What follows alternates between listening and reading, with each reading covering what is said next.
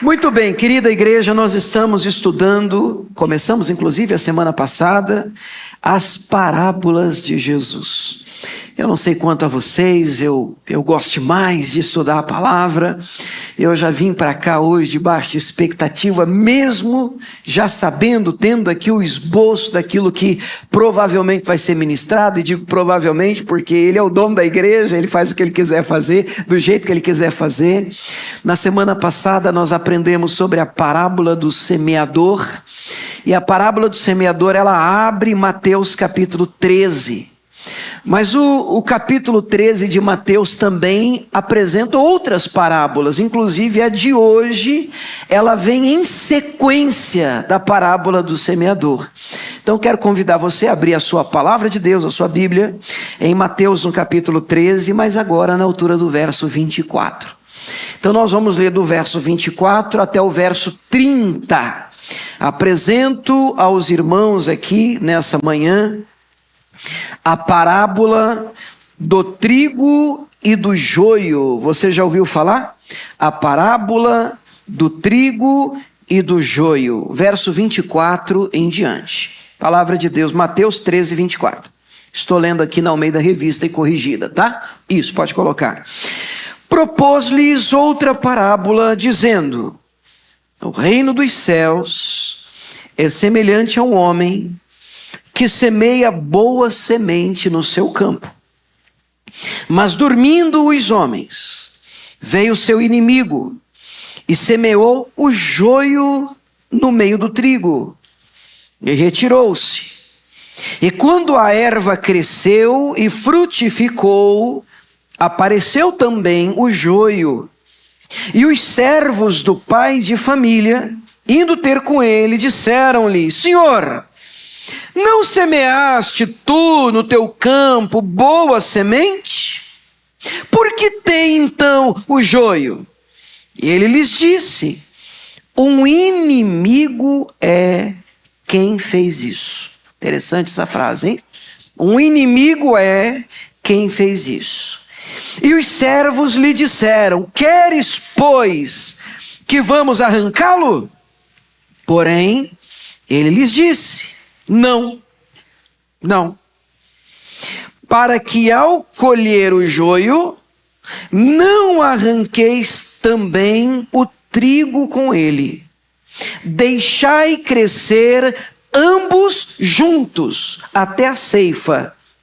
E por ocasião da ceifa, da colheita, direi aos ceifeiros: colhei primeiro o joio e atai-o em molhos para o queimar, mas o trigo ajuntai-o no meu celeiro. Amém? Glória a Deus pela sua palavra. Vamos orar mais uma vez. Pai, nós estamos diante da tua palavra, o nosso coração transborda em expectativa. A tua palavra é poderosa, ela pode transformar a nossa vida, ela pode também resolver problemas, é verdade, mas principalmente ela nos leva para o céu, ela nos salva, ela tem poder de transformação e de mudança, meu Pai, de alma e coração. Então, oramos a Ti, meu Pai, para que a Tua palavra, semente da Tua palavra, como vimos a semana passada, ela não seja desperdiçada no nosso meio. Ela possa encontrar terra boa, corações sedentos, famintos, por ouvi-lo, entendê-lo, amá-lo, obedecê-lo. Nós oramos, e eu em especial, ó Espírito Santo de Deus, por compreender que a tarefa de fazer esta semente germinar, nascer e crescer, ela não depende de mim, ela não depende de uma igreja, ela não está necessariamente linkada à desenvoltura de um pregador, mas a ação poderosa do teu Espírito no nosso meio. Entendo que se o Senhor não edificar a casa, em vão é o nosso trabalho. Por isso eu lhe peço, Deus, um agir do teu Espírito no nosso meio de convencimento. Meu Deus, que não haja dureza que resista à ação do Teu Espírito no nosso meio nesta manhã. Que corações sejam quebrantados. Meu Deus, que fortalezas erguidas na nossa mente, no nosso raciocínio humano, possam ser derrubadas nesta manhã pelo poder do nome de Jesus. E o Senhor nos encontre quebrantados, e então a Tua palavra, ela possa germinar, nascer, crescer, e os frutos apareçam para a glória do Senhor. E a igreja do Senhor diga amém. Amém, glória a Deus. Queridos, nós estamos diante de mais uma parábola, desta vez a parábola do trigo e do joio. Eu estava agora de manhã, recebi um testemunho, estava contando isso para vocês via rede social. E eu até fiz questão de salvar, vou até puxar aqui, porque eu entendo que a palavra de Deus, ela pode ser lida de diversas formas, de diversas maneiras. Eu só estou lembrando do nome da pessoa, Regina. Eu não sei se ela está aqui, se ela só acompanha pela internet, ou se só assistiu ou recebeu um post. A convenção, esses dias, está fazendo uma campanha, a CBN, a Convenção Batista Nacional, está fazendo uma campanha de 40 dias de jejum e oração. E a gente tem colocado esses posts na internet. O último que a gente colocou, não vai ficar legal aqui, mas é só para a igreja ver como é que ele aparece. Aquele postzinho, coloca para a gente, aquele que a gente está colocando na rede social do Instagram, é um quadradinho assim, inteiro. Não sei se você sabe do que eu estou falando. Você sabe do que eu estou falando? Esse mesmo, perdão que eu esqueci de te avisar. Acho que eu falei para o Samuel. Tudo bem, é um teste de vista daqui, né? Não dá para você ler, mas é só para você ter uma ideia. Todo dia, durante esses 40 dias, a convenção, ela coloca no Instagram, lá no Stories, esse postzinho. E cada dia tem uma palavra para aquele dia. É tipo um devocional de 40 dias. Esse aqui, se vocês perceberem, lá em cima está escrito dia 6. Hoje é o dia 6. Aí eu estava vindo para cá, essa querida irmã chamada Regina Ferreira, ela me enviou via Instagram mesmo um texto com um testemunho. Eu gostei demais do testemunho dela, e ela escreveu assim: tentando engravidar e já querendo desistir, eu li esse versículo e foi uma palavra rema para mim. O que é uma palavra rema? É uma palavra revelada. É uma palavra que você percebe ter vinda de Deus. É uma palavra que entra, que fala ao coração. E ela termina assim: após 2 meses, depois de ter lido, recebido esta palavra, eu engravidei. E hoje o Tito, o nome do filho é Tito. Hoje o Tito tem 7 anos para a glória de Deus. O Tito já completou 7 anos. Vamos aplaudir Jesus por esse testemunho? E eu já explico para você. Aí você me diz assim: pastor, e qual foi a palavra que ela recebeu, que ela leu? Esse versículo que vocês não conseguem ler daí, que está lá em cima. E o versículo, que nem eu estou conseguindo ler aqui, e eu vou puxar o versículo aqui. O versículo diz assim, 2 Coríntios 7:6: porém Deus, que consola os abatidos, nos consolou com a chegada de Tito. Eu achei fantástico. Por quê? Porque, irmãos, se você for ler o texto teologicamente, historicamente, você nunca entenderia assim. A palavra de Deus é uma coisa linda demais. Então, por exemplo, nós estamos estudando parábolas de Jesus. E é claro que eu quero me ater àquilo que Jesus quis dizer no momento em que ele libera a parábola. Mas eu não posso fechar os olhos para esses milagres que Deus faz através da palavra. Por quê? Quando Paulo está escrevendo essa carta aos Coríntios, ele não está pensando assim que a Regina vai receber, vai ter um bebê, porque eu estou escrevendo para a Regina ficar grávida. A intenção de Paulo não era essa. O texto não tem a ver com criança.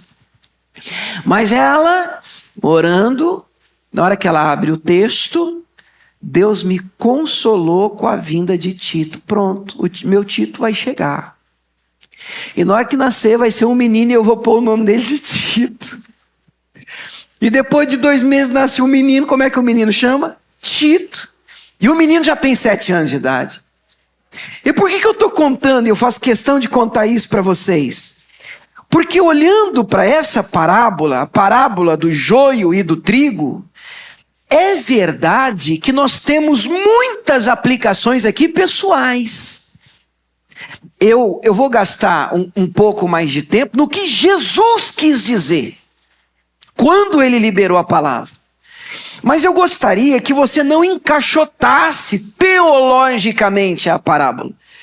E que você continuasse ouvindo e lendo a palavra, entendendo que hoje o Senhor quer falar com você. Você pode dizer amém? É com você, Ele quer tratar comigo, Ele conhece as suas dores, Ele conhece as suas lutas, Ele conhece os seus problemas, Ele conhece os seus dilemas. Por exemplo, eu começo lendo aqui essa parábola, e na altura aqui do verso de número 25, Mateus 13, 25, diz assim: mas dormindo os homens, veio o inimigo e plantou o joio. Bom, eu sei que eu posso ler isso aqui e eu não vejo problema nenhum, eu não estou criando nenhuma heresia, mas eu posso ler isso aqui e extrair uma mensagem sobre a importância da vigilância espiritual. Não é o tema de hoje, não é necessariamente o que Jesus quis dizer. Mas é verdade, a Bíblia tem inúmeros textos que falam sobre a importância de vigiar e orar. A Bíblia chega a dizer assim: desperta tu que dormes. Lógico, não está mais falando de um sono físico. Ela está falando da necessidade de atenção, de sobriedade. Você pode dizer amém por isso? Olha outra coisa, olha o verso ainda de número 25. Dormindo os homens, veio o inimigo, semeou joio. Aí depois que ele foi confrontado, eles disseram: e aí, o que é isso aí? Verso 28, olha o 28, pula para lá. Você vê que eu não estou pregando ainda, só estou te dando aqui algumas dicas do que o Senhor pode tratar com a gente à luz do texto. Olha o 28, ele lhes disse: o inimigo é quem fez isso. Um dia eu estava lendo esse texto aqui, para mim foi muito libertador, e novamente, não é o que o Senhor quer dizer quando Ele liberou essa parábola, mas eu estava lendo isso aqui e agoniado, porque eu estava num momento da minha vida em que eu estava fazendo tudo certo, só o bem para os outros, mas só recebendo pancada dos outros. Eu não sei se você já enfrentou algum momento desse. Você sabe o que você é ser bonzinho, bonzinho, bonzinho, bonzinho, só tomar na cara, tomar no cascudo, tomar pancada na moleira? E aí um dia eu estou assim, aí vem um pastor, eu estava ouvindo a mensagem, e ele disse assim: a lei da semeadura, e ela até em Gálatas fala sobre tudo que o homem semear, isso ele também vai colher. Você plantou, você vai colher. Eles chamam a lei da semeadura. Obviamente, plantou, você vai colher. Então, à luz só desse versículo, esse pastor chega e diz assim para mim: se você está experimentando alguma coisa na sua vida hoje assim, então é porque você plantou isso. Eu ficava encucado, porque eu me sentia ainda mais mal. Eu falei assim: caramba, eu não plantei isso. Como é que eu falo para uma esposa que foi fiel num casamento 40 anos e depois descobre que foi traída? Ela foi fiel, ela plantou fidelidade e ele traiu, ela colheu infidelidade. Aí vocês estão dizendo, ou pensando: então Gálatas não é verdade? Claro que é, o que o homem planta, ele colhe. Mas tem coisa nascendo no nosso campinho também que não foi a gente que plantou. Até que eu li esse versículo. Ou, eu não plantei trigo. Mas aí vem o Senhor e diz: não foi você não, foi o inimigo que fez isso. É verdade que não é o que Jesus quer dizer de ponto central na parábola. Poxa, mas é libertador você poder ler a palavra e dizer assim, peraí, então nem tudo que eu estou experimentando na minha vida é culpa minha. Tem coisa que é obra do inimigo, tem coisa que é um levante de Satanás, tem coisa que eu não plantei, não significa que tudo que eu estou vivendo eu mereço viver. Eu tenho que continuar, obviamente, plantando semente boa, eu tenho que continuar, obviamente, lutando pela minha semeadura, mas cuidado com esse peso de culpa, onde as pessoas fecham a caixa e diz, tudo que você está colhendo é porque foi exatamente você o responsável. Eu escuto isso e digo, meu Deus do céu, para que Satanás então? Porque você está tão ruim e a culpa ainda é minha. E eu quero dizer para você, irmãos, que nem tudo que nasce no nosso campinho foi a gente que plantou. Tem coisa que o inimigo joga escondido lá e a gente vai ter que lidar com isso depois. Mas isso já me liberta dessa sensação de culpa. Você pode dizer amém por isso?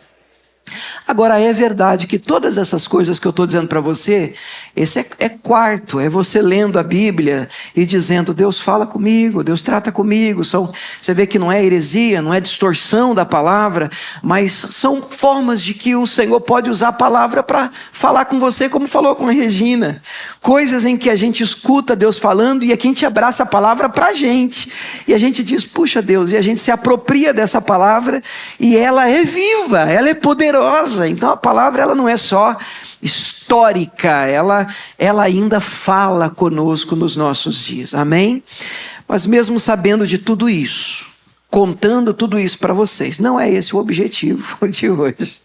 O objetivo de hoje é realmente a gente olhar para essa parábola dentro de um contexto em que Cristo a ensinou. E aí, meu irmão, não dá para a gente fugir da explicação, porque esta parábola, graças a Deus, Jesus também explica. E aí, quando Jesus explica, não comporta muita inventação de moda da nossa parte. E a explicação de Jesus está no verso 36. Vamos lá comigo? Mateus 13, 36. A partir do 36. A palavra diz assim.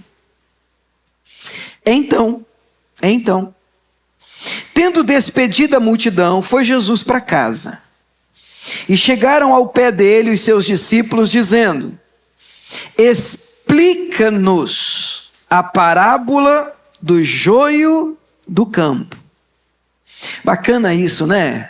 Você entrar com Jesus assim em casa, Jesus pregou, provavelmente eles não entenderam nada, aí eles estão em casa com Jesus e aí eles dizem assim, Senhor, será que o Senhor pode agora trazer uma luz para aquilo que o Senhor pregou? Será que o Senhor pode debulhar isso aqui para a gente? Mastigar para a gente? Eu penso que eu faria a mesma coisa. Ainda hoje eu faço. Senhor, dá para o Senhor desenhar para mim? Senhor, eu sou meio devagar. Dá para o Senhor pôr uma luz nesse negócio aí? Põe no outdoor. Põe uma seta. Dá para o Senhor sublinhar, destacar. Eu preciso entender. Eu gostaria de compreender isso melhor. Aí Jesus pacientemente vai explicar. Verso 37.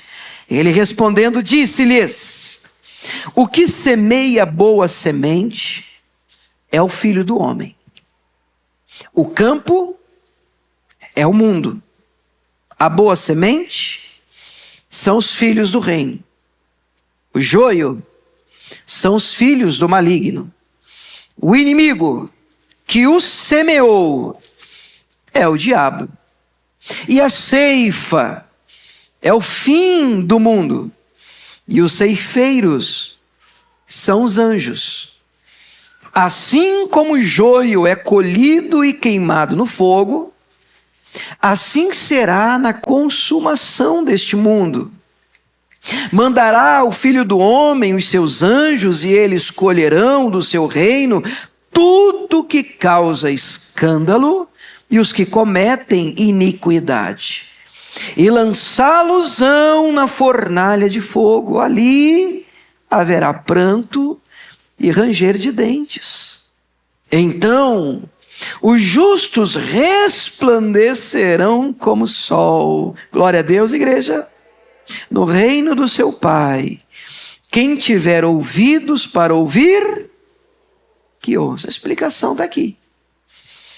Então, na verdade, quando ele diz isso, ele não está falando, quando Jesus proferiu essa parábola, ou pelo menos a intenção de Jesus não tinha a ver com o sono dos que dormiram, ou a falta de vigilância, ou outra coisa. Jesus está falando do final dos tempos. Jesus está falando de céu e inferno. Jesus está falando de salvação e perdição. Essa é a mensagem principal da parábola. Mas cá entre nós, irmãos, vamos ser sinceros, não é um assunto que hoje tem vendido muito nem na igreja, porque antigamente você ainda ouvia muito sobre céu e inferno na igreja. Hoje não, hoje são os 3 passos para você ficar rico, ou como é que você resolve sua vida aqui. E mesmo dentro da igreja, nós temos ouvido mensagens que nos preparam para vencer aqui. Aí nós ouvimos uma canção como essa que a Camila acabou de cantar, e ela disse assim: essa aqui é a melhor parte. E quando tudo se acabar, não vou cantar o resto porque eu amo vocês, mas um dia tudo vai acabar. Eu vou repetir, um dia tudo vai acabar. Vai acabar para todo mundo. Jesus, mas Jesus está dizendo que vai voltar um dia, nunca volta, pastor. Jesus volta para todo mundo que parte. Todo mundo, todo dia alguém parte. Para todo dia Jesus está voltando para alguém. E eu lembro que na minha juventude e adolescência, sabe o que a gente via na igreja? A gente via deixados para trás, inferno em chamas, o arrebatamento. Quem é dessa leva? Vocês lembram disso, não? Eram os filmes que a gente via, tá? O cara tá dirigindo, sumiu, tudo bem, tem questões teológicas a respeito disso, arrebatamento ou não, mas não vamos entrar no meio da questão. Mas a ideia era: Jesus vai voltar, nós vamos partir, Jesus vai vir buscar a sua noiva, você tá pronto? E eu lembro que ele terminava com a juventude os filmes, meu Deus do céu, o inferno em chama, tinha aqueles demônios, Deus, eu não queria ir pra lá não, que dava, a molecada toda já de joelhos: Jesus me salva, sei lá se por medo, por pânico, por amor a Deus. Mas a mensagem era pregada. Hoje eu conheço pastores, tem um que eu estou lembrando aqui, vem a foto dele na cabeça, esse americano, fora do país. Ele com todas as letras diz assim: não, aqui na minha igreja eu só falo de coisa boa. É assunto legal. Porque a vida já é muito dura. Então já é muito difícil aí fora. Então as pessoas querem, sabe, uma.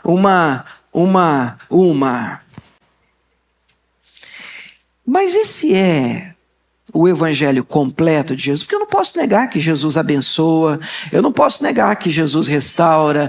Tantos testemunhos, olha, a gente acabou de ver um maravilhoso. Maravilhoso. O que Jesus faz na vida da gente é lindo demais de ver.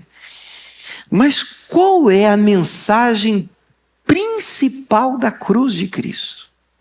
A salvação. Sabe, a Bíblia diz assim, querida igreja, de que adianta o homem ganhar o mundo inteiro? Aí você é uma vida inteira, é 10 anos para promover, aí na hora que chega na promoção, você descobre que agora tem mais 10 passos para a segunda promoção, aí você vai para os 10 passos, agora tem 30 passos, porque tem um gerente do gerente, tem o gerente, tem o sócio do gerente, do dono, e assim a gente está sempre perseguindo alguma coisa, porque o mundo é assim, a rede social é assim, caramba, 1.000 seguidores, e agora? Agora é 2.000. Agora 3.000, quando é que isso acaba? Isso não acaba. O mundo é feito assim, ele gira assim, ele funciona assim, para que você sempre com uma sensação de insatisfação esteja perseguindo alguma coisa. Aí vem Jesus nessa parábola e diz: olha, nós não podemos perder de vista que haverá um tempo de ceifa. Uma colheita está por vir. Mas existem algumas lições que eu gostaria de extrair daqui, e essas eu penso que tem tudo a ver com o contexto. E eu separei 5. Bom, primeiro eu gostaria de apresentar a vocês os personagens, e aqui não tem interpretação minha. Jesus os define. Quem é quem na parábola?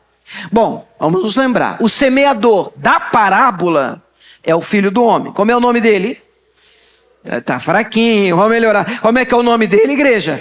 Jesus. Jesus, é ele, o Filho do homem, o semeador. O campo, atenção, não é a igreja. O campo é o mundo. O campo é aí fora. O campo da parábola, palavras de Jesus, é o mundo aí fora. O mundo inteiro. A boa semente são os filhos do reino, os crentes. Posso dizer eu e você? Amém, glória a Deus, somos nós. Glória a Deus. A boa semente, os filhos do reino. O joio, e o joio? O que é o joio? O joio são os filhos do maligno, aqueles que ainda não pertencem a Cristo. Eles não abraçaram a fé em Jesus ainda. Joio. O inimigo que semeou o joio, esse não precisava nem de fazer muita força, né? O diabo. O diabo. A colheita, fim dos tempos, prestação de contas final, ou julgamento final, ou se você preferir o grande trono branco. Ceifeiros, os anjos. Forno de fogo, lugar de condenação, inferno. Que cuidado, mesmo na igreja de hoje tem sido relativizado. Tem gente até pregando que isso não é real. Existe uma teologia chamada teologia liberal que relativiza tudo isso. Ah, não é bem assim. Outros chegam a dizer, e eu já ouvi isso, de pregador, o inferno é aqui mesmo. Poxa, tem gente no inferno andando de helicóptero para cima e para baixo. Mas não é o que Jesus disse. Não é o que Jesus... Eu concordo que o inferno não foi preparado para o homem. A ideia não é essa de Deus. A ideia, ele preparou o inferno para o diabo e os seus anjos, que a gente chama de demônios.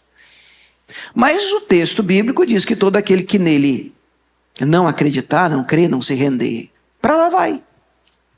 Então existe sim um inferno, existe o reino de Deus, e a gente pode chamar de céus, ou novos céus e nova terra, como você bem preferir. A gente acabou há pouco tempo aqui um estudo de Apocalipse, lindo, lindo, lindo, lindo. Glória a Deus por aqueles que acompanharam a gente em várias terças-feiras aqui na igreja, e nós estudamos capítulo por capítulo, e é assim, um livro temido por tanta gente, mas é um livro, se não o mais lindo de toda a Bíblia, porque conta o final da história. E no final da história, a vitória é nossa. Cordeiro venceu.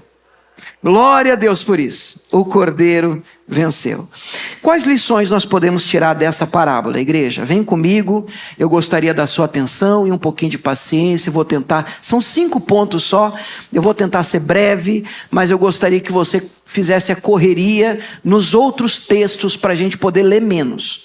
Primeiro, eu olho para essa parábola contada por Jesus e vejo Jesus denunciando um problema de aparência. Porque quando a gente fala de trigo e joio, se você ler sobre, você vai perceber que a princípio, principalmente nos estágios iniciais, a diferença é imperceptível. Eles são muito parecidos. Mas eles são tão parecidos que o Senhor da parábola diz, olha, nem tentem arrancá-los agora. Não dá para separá-los ainda. Porque eles se misturam, ou por uma questão de raízes e aparência, são tão parecidos, estão tão juntos, que você pode danificar um tentando salvar o outro. E um dos grandes pontos aqui tem 2 grandes lições de cara para mim. Só nesse ponto, tem 2 grandes lições. A questão de não se deixar levar pelas aparências, e para mim, a consequente lição é você não ser precipitado no julgamento. Dos 2 lados. Você não pode ter pressa em olhar para alguém e dizer, é trigo, é santo, é de Deus. O inverso também é verdadeiro. Você também não pode ter pressa de olhar para outro, é joio, capetado. Porque, à luz dessa parábola, a grande verdade, igreja, é que o ser humano é muito mais complexo do que a gente acha. A gente aprendeu, sei você, mas a rotular e etiquetar as pessoas. A gente coloca etiqueta e diz: esse cara é do bem, tá, etiqueta nele. Esse cara é do mal, tá, etiqueta nele. Esse cara eu gosto dele, esse cara eu odeio ele. E assim a gente vai no mundo tentando encaixotar as coisas, colocando tudo em boxes separados e dizendo: isso aqui é do bem, isso aqui é do mal, isso aqui é legal, isso aqui é ruim, isso aqui é bom, isso aqui é... Mas as coisas não funcionam tão simples assim. E para mim, uma das grandes lições da parábola é: você não conhece de verdade as pessoas. Você não sabe quem é quem. Você pode observar, à luz da Escritura, Jesus nos dá algumas dicas, a palavra nos ensina a observar os frutos, o comportamento, e é lógico, queridos, abrindo parênteses aqui, esse texto não pode ser usado, como alguns às vezes tentam usar, para se esquivar de erro e pecado, quando confrontados: olha, isso aqui está errado. Você está me julgando? A ideia do texto não é essa. Pecado tem que ser confrontado, obviamente. Mas o texto está dizendo, claramente para mim e para você, Jesus está dizendo: nós não conhecemos a motivação do coração das pessoas. E as aparências? As aparências enganam. Mesmo não sendo essa uma frase, um versículo bíblico, a gente pode olhar para o Novo Testamento, em Marcos 11, você não precisa abrir, e aí a gente encontra uma figueira que tira Jesus do caminho, porque ela tem folhas. Então Jesus procura frutos e os frutos não existem. Tem folhas, mas não tem fruto. Jesus amaldiçoa essa figueira. Nunca ninguém vai comer mais de você. No Antigo Testamento, o texto clássico é Samuel, que pega o vaso de azeite para ungir um dos filhos de Jessé. O problema é que Deus não dá o nome. Deus gosta de fazer essas coisas, né? Deus só diz assim para o Samuel, sacerdote: vai lá, enche o teu vaso de azeite, porque eu estou separando para ser ungido um dos filhos de Jessé. Olha o problema, Jessé tem 7. O mais novo é Davi, não estava nem lá, hein? Aí na hora que o Samuel chega, o primeirão que passa é o primogênito, é o provável, Eliabe. E na hora que Eliabe entra, eu vejo assim na igreja, Eliabe entra e Samuel olha para o Eliabe olha para o Samuel, uma química rola, ele diz: esse cara é ele.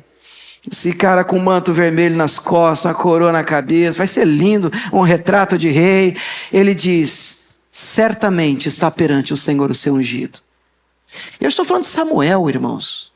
Samuel brincou, foi desmamado e levado para a igreja. Samuel é o filho de milagre da Ana. Quando Ana disse assim: Senhor, se o Senhor me der um homem, eu dou para o Senhor. E ela não estava brincando, ela deu mesmo. Imagina se a moda pega, você desmama o menino: pastor William, toma aqui para ficar aí. Mas é o que Ana faz. Ela não entrega assim: Deus, entrega e leva para casa. Não, ela entrega com força. Vai ficar aí, menino. Você vai aprender as coisas de Deus aí com o sacerdote, que na época era o Eli, que não tomava conta bem nem dos filhos dele. Ela tinha que ter muita fé para fazer isso. E ela fez, ela cumpre o voto. E esse menino cresce e se torna o grande sacerdote Samuel. Eu estou dizendo isso para você porque, por mais de Deus que você seja, a sua percepção pode estar errada acerca das pessoas. Você pode olhar para alguém e dizer: uau, que homem de Deus! E está redondamente equivocado. Ou você pode olhar para alguém e dizer assim: que capetado do inferno. E pode também estar redondamente enganado. Eu sei que o céu vai ser um lugar cheio de surpresa. Entra assim: uai, é você aqui? Eu subi. Rapaz, essa eu não esperava, não. E cadê fulano? Essa eu não achei, não. Eu tenho absoluta certeza, o céu é um lugar cheio de surpresa. Então cuidado com a aparência. O joio e o trigo se parecem, mas nem tudo que parece é. Joio parece trigo, mas não adianta só parecer. Lição 2. Eu olho para essa parábola e Jesus sussurra no meu ouvido assim: William, você vai ter que, enquanto estiver no mundo, você vai ter que aprender a conviver com o joio. É uma realidade doída.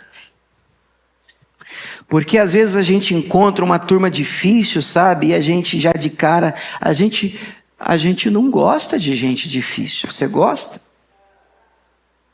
Tem gente assim que exige bastante da gente. Bastante paciência. Joio. Aí você vê o Senhor dizendo assim, os servos, né? Ô Senhor, mas nós não plantamos coisa boa, trigo aqui? Aí diz assim, plantamos. Mas por que tem joio nesse negócio aqui? Nós não plantamos joio. Aí o Senhor, foi o inimigo que fez isso. Então tá, vamos fazer o seguinte. O Senhor quer que a gente arranque? Que a gente arranque agora. Porque o que tem, às vezes até dentro da igreja, é caçador de encapetado. Mas esse ministério, ele não existe na Bíblia. Pastor, meu ministério é identificar joio. E eu arranco mesmo. O que ele está fazendo lá? O que ele está fazendo aqui? Quem que ele pensa que é? E assim, é tipo um caça-fantasma, caça-demônio, encapetado dentro da igreja. E não é esse o propósito da parábola. O Senhor da parábola diz, não arranque. Não! Mas vamos... Veja que Jesus não está validando pecado. Não é esse o ponto. Jesus não está dizendo, vamos deixar, não estou nem aí, todo mundo faz o que quiser fazer. Não é esse o ponto. O ponto é, como nós não conhecemos a motivação do coração por detrás do comportamento das pessoas, você não pode ser precipitado, gastando a sua energia, avaliando os outros, quando na verdade a nossa força, a nossa energia devia ser gasta conosco mesmo. Isso é a grande, ou uma das grandes lições da parábola. Então, ao invés de você sair na igreja e ficar assim, Ghostbusters, cadê o encapetado, Satanás, você viu? Ele é do diabo, você viu? Para. E aí eu leio um texto.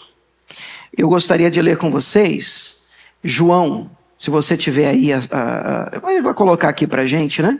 João capítulo 21, verso 20. E a gente já volta.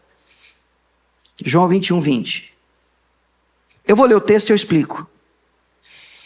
Pedro, voltando-se, viu que o seguia aquele discípulo a quem Jesus amava. Vamos lembrar dos personagens. Nós estamos lendo aqui que Pedro viu que aquele que o seguia era aquele que amava Jesus. João, o discípulo amado. Então Pedro viu João. E aí na ceia se recostaram também sobre o seu peito. Aí disseram, Senhor, quem é de trair? Então Pedro, vendo a este, disse para Jesus assim, Senhor, e deste que será? Deixa eu explicar.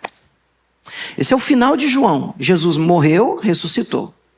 Aí Jesus confronta João no capítulo 21. Lembra daquela ceia de pão, peixe na praia? Aí enche a barriga do Pedro e diz assim, você me ama? Eu te amo. Você me ama? Eu te amo. Você me ama? Aí ele fica triste, cai em si, lembra, neguei 3 vezes, Jesus já está sabendo do negócio, o Senhor sabe tudo, o Senhor sabe que eu te amo, então apacenta as minhas ovelhas. Então está tendo aqui, está rolando um confronto e uma restauração ministerial em Pedro. Se terminasse assim, seria maravilhoso, e a gente dissesse assim, uau, no clímax mas o Pedro tem que estragar o negócio. Aí tá, um encontro desse, eles começam a caminhar, aí Jesus fala com Pedro sobre a morte que iria glorificar o Senhor. Jesus deixa entender que Pedro provavelmente morreria também crucificado, que historicamente alguns afirmam ter acontecido até de ponta cabeça. Mas quando Pedro recebe essa informação de Jesus, tem João caminhando com eles. Aí o Pedro não aguenta. E esse é o nosso espírito. E eu posso dizer, nosso? Tudo bem, eu já disse, é o nosso espírito. O Pedro vira e diz assim para Jesus, já está dizendo que vai sobrar essa lenha para mim, né? E ele? Tipo assim, e a lenha dele? E a resposta de Jesus é linda, é libertadora, porque Jesus responde assim, disse-lhe Jesus no finalzinho do 22, se eu quero que ele fique até que eu venha, ou que ele fique vivo até eu voltar, que te importa? Vamos traduzir minha linguagem, William Sodré? Ô, Pedro, cuida da sua vida. Sua vida. Pedro, você não tem problema demais já para resolver? Que já é uma luta para a gente ficar firme com Deus. Concentra a sua energia em se manter trigo. E o joio? Deus tratará com o joio. Deus tratará com o joio. Sua força, sua energia, seu empenho pode ser com aquilo que você pode mudar. E o que você pode mudar e influenciar? Você, sua vida. Você é responsável por você mesmo diante de Deus. Quem entendeu? Bem? Outra verdade, número 3. A parábola do joio e do trigo. Essa eu escuto direto da Camila. Crescimento não é sinal de aprovação divina. Camila tem uma frase forte. Várias. Uma delas é essa. Ela diz assim: câncer também cresce. E não é saudável. E por que isso é importante a gente entender? Porque nem tudo que cresce é saudável. Mas no mundo de hoje, as pessoas são mensuradas, medidas por crescimento numérico, igreja, seu trabalho, prosperidade. Como é que é, irmão? Você está vencendo, está rompendo, está adquirindo, está conquistando, logo Deus é com você. Está ruim aí, varão? Está difícil? Está quebrado? Está passando por um perrengue, né? Acho que Deus esqueceu de você. E onde é que você leu isso na Bíblia? Isso não tem na Bíblia. Você olha para o apóstolo Paulo, ele está enrolado então, irmão. É pedrada, paulada, surra, soco. Uma vez ele entra numa cidade, jogaram tanta pedra nele que ele foi arrastado para fora da cidade, dado como morto. Se fosse um crente hoje, diria assim: varão, Deus não é com você não, hein? Uma situação dessa aí, todo mundo te apedrejando, misericórdia, você tem que rever sua vida. Conversa, irmãos. O evangelho de Cristo não tem nada a ver com esse discurso. Porque no reino de Deus, o crescimento não é como no mundo aí fora. Jesus está caminhando com os discípulos, irmãos, e Jesus está falando sobre a morte dele. Como ele morreria, ele seria crucificado. E lá atrás os discípulos estão brigando entre si. Você sabe qual era a conversa dos discípulos? Quem deles era o maior? Jesus está falando de como vai morrer. E eles estão brigando com um concurso lá atrás. Quem é o maior? E aí Jesus, sabendo disso, e Jesus com todas as letras diz: olha, aí fora é assim. O maior é aquele que está em evidência, ele é servido. Mas entre vós não será assim. Se você quiser ser grande, seja pequeno. Quer ser o maior? Seja o menor. Você quer ser? Seja servo. O reino de Deus contraria a lógica humana. Irmãos, e atenção, grave isso. Quanto mais perto de Deus a gente está, mais humilde a gente fica. Esse negócio de você se aproximar de Deus: não, eu estou cheio de Deus, eu tô aqui, varão, você está aqui. Você está lá, ó. Porque quanto mais próximo de Deus, mais quebrantado, mais eu escuto, mais eu tenho compaixão e misericórdia pelas pessoas.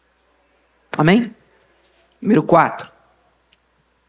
Eu olho para essa parábola e também percebo que a grande diferença entre o joio e o trigo, ela acompanha todo o crescimento, eles são idênticos, mas a diferença está quando o trigo amadurece. Glória a Deus por uma vida madura com Deus, amém? A igreja tem que amadurecer. Porque quando amadurece, o fruto aparece. O joio não. Quando um crente cresce, ele vai amadurecendo na fé, os frutos são apresentados, mas eu gostaria de trazer isso no singular, como o texto traz, de Gálatas 5:22. O fruto é apresentado. Deixa eu ler Gálatas 5:22, para mostrar para vocês, igreja, de que fruto eu estou falando.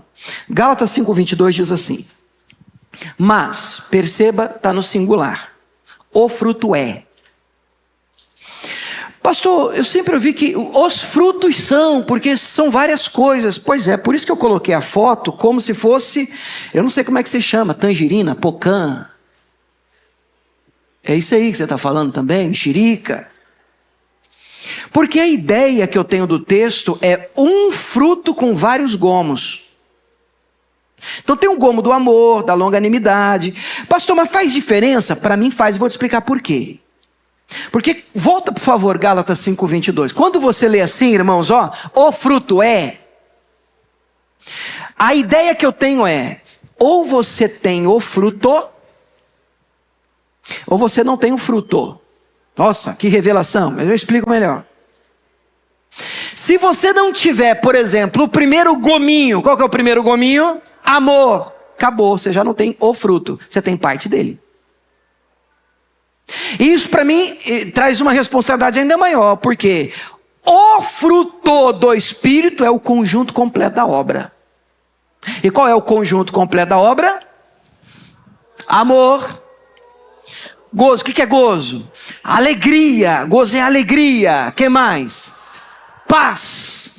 Longanimidade. O que é longanimidade? É longo em si, em evitar se irar, impaciência. Alguém vem e pisa no calinho do seu pé e você, papai, ajuda Jesus. Longanimidade. Benignidade é disposição para fazer o bem. A bondade a gente já sabe por si só. A fé, mansidão, temperança. O que diz o 23? O início só do 23. Contra estas coisas, pronto, não há lei. Você pode dizer glória a Deus por isso? Tá. Hoje nós entendemos nessa igreja, é importante, olha aqui para mim, importante essa direção. Por muito tempo na fé eu entendia que a evidência de que alguém havia ou estava cheio do Espírito Santo, eram os dons espirituais. E eles estão em 1 Coríntios 12. Falar em línguas, interpretação de línguas, estão todos lá. Palavras de conhecimento, sabedoria, fé, enfim. Por muito tempo eu entendi, uma pessoa cheia do Espírito Santo é aquela que evidencia os dons. Hoje eu penso um pouco diferente. Atenção. Hoje eu tenho uma convicção no meu coração que o que evidencia uma vida cheia do Espírito Santo não é o dom, é o fruto. Por quê? Por quê? Porque é um problema você medir alguém, mensurar alguém pelo dom. Porque você encontra gente pulando na igreja igual pipoca domingo e batendo na esposa segunda. Você encontra o cara orando em língua, arrupiando, nem arrepiar, arrupiando domingo, e fazendo um negócio, passando a perna no outro na terça. E isso para mim não pode ser uma vida de crente. Então uma vida cheia do Espírito Santo, ela não está resumida aos dons que essa pessoa tem. Mas uma vida cheia do Espírito Santo, ela é evidenciada pelo fruto que essa pessoa apresenta. Você pode dizer amém? Isso fica claro para mim na parábola do joio e do trigo, porque quando amadurecem a diferença ela fica clara. O trigo tem fruto, o joio não. Finalmente, número 5, para mim é a verdade principal da parábola, sem sombra de dúvida. A verdade principal da parábola é que um dia haverá uma prestação de contas. Jesus vai voltar. Eu vou tentar de novo porque essa é uma notícia boa. Eu não sei, é boa para você a notícia? Jesus vai voltar. Nossa, que alegria. Mas eu estou desconfiado que hoje tem gente que diria assim, vai voltar amanhã? Dá para ser semana que vem? Tem um negoção para fechar amanhã. Não pode ser semana que vem, porque as pessoas já não almejam o céu. Nem na igreja. Por quê? Culpa nossa, não falamos de céu. Não pregamos eternidade. Não apontamos à luz da palavra as verdades do porquê Jesus morreu por nós. Não queria destruir o seu castelo, mas Jesus não morreu por você para te dar um carro zero. Isso você pode financiar e levar um carnezão dessa grossura para casa. Paga até o resto da vida. Sabe? Ninguém precisa de Deus para isso. Agora eu quero ver você se salvar sem o Senhor, sem a obra da cruz. Isso nenhum coach pode fazer por você. Isso nenhum discurso positivo ou de autoajuda pode resolver o seu problema. Só Jesus Cristo de Nazaré. Só a obra na cruz do Calvário garante a nossa entrada no céu. E um dia nós haveremos de prestar contas com o Senhor. Estávamos numa conferência essa semana, eu e a Camila. Graças a Deus, fomos assim renovados. É tão bom a gente receber de Deus. Uma conferência para líderes e pastores. E a última das mensagens, o pastor terminou assim, e eu vou plagiar a frase dele. Ele não está aqui mesmo. Mas eu estou dando crédito. Acho que o nome dele é Sidney. Ele é um pastor batista. Silas. E ele é um pastor batista. E ele começou a dizer assim, eu fiquei até assim com o pé atrás, porque eu falei, no dia que vai dar um negócio desse, né? Ele falou assim, gente, eu queria dizer para vocês que eu gosto muito, sempre amei os filmes de James Bond, 007. Eu estou sentado igual vocês, já pensando, talvez igual vocês também, o que isso tem a ver com a palavra? Eu quero palavra. E ele começou a contar que ele ia no cinema, e ele nem levantava, ele já é um senhor, então ele pegou aqueles primeiros filmes, né? E ele sabe o nome dos atores, do roteirista, tudo. E ele foi citando que sentava assim para assistir no cinema, parecia que ele estava lá dentro, ele ficava encantado, porque afinal de contas 007 era o herói da vida dele. E ele ficava abismado, porque ele assistia os filmes assim, esse cara faz tudo. Diz que uma vez ele pulou, brigando dentro de um avião, e aí jogaram ele para fora do avião, mas o filme estava no início ainda. Ele falou, mas hoje o filme vai terminar mais cedo. E como é que o meu herói vai escapar dessa? Jogaram ele para fora do avião, aí ele está caindo de terno, porque é assim, 007, né? Terno, gravata borboleta. Aí ele está caindo, ele disse, vai morrer, vai morrer. O paletó dele vira uma asa delta. Negócio de doido. Em outra cena, ele está numa serra elétrica. Essas de cortar. E ele está amarrado ali. E os vilões, os bandidos, já estão celebrando. E de repente, os bandidos assim, olha, nós vamos sair para não espirrar sangue na gente aqui. Porque ele está chegando amarrado, a serra vai. Então ele dá a abotoadura. Irmãos. Sai um raio laser. E ele queima a caixa do fusível de energia e desliga a serra elétrica. Ele escapa, pega as armas dos bandidos e vence mais uma vez. Sempre dava tudo certo para o 007. E eu estou pensando igual vocês, né? E daí? E aí ele virou para a gente e disse assim, eu quero terminar com isso. Vocês sabem qual o segredo desse agente 007? O segredo era o roteirista dele. O filme já estava todo roteirizado. Já havia um script. E neste script estava escrito que ele sairia vivo e vencedor no final. Bom, eu penso que na altura do campeonato você já deve entender que existe um roteirista nos céus, existe um Deus que nos ama, existe um Cristo que morreu por você. E por mais que você enfrente lutas e batalhas, deixa eu ler para vocês o final do roteiro. Eu vi um novo céu e uma nova terra. Já o primeiro céu, a primeira terra já passaram. O mar não existe. Eu, João, vi a cidade santa, a nova Jerusalém, que de Deus descia do céu.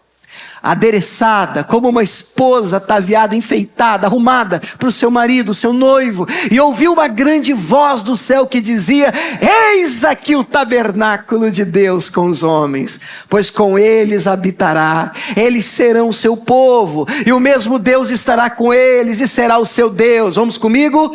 E Deus limpará dos seus olhos toda lágrima, não haverá mais morte, nem pranto, nem clamor, nem dor, porque as primeiras coisas são passadas. Vamos aplaudir o Evangelho de Cristo. Oh, glória a Deus! Ele vai voltar, queridos.